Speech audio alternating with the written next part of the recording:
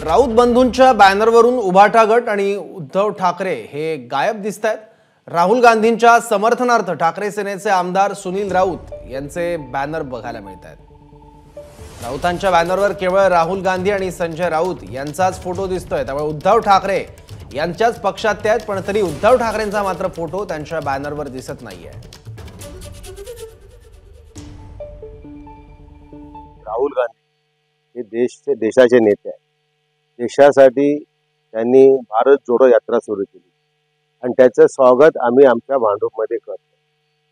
Bharatiya Janata party काय म्हणते आणि त्यांच्या शब्दावर किती विश्वास ठेवायचा हे अख्ख्या देशाला माहिती। याच भारतीय जनता पार्टीने अजित पवारांना घेणार नाही, आमच्या पक्षात घेणार नाही, 70,000चा सिंचन घोटाळा त्यांच्याच मांडीला लावून बसून ते आता काम करतात। अशोक चव्हाणांना एक 8-10 दिवसापूर्वी पक्षामध्ये घेऊन त्यांना खासदार केलं।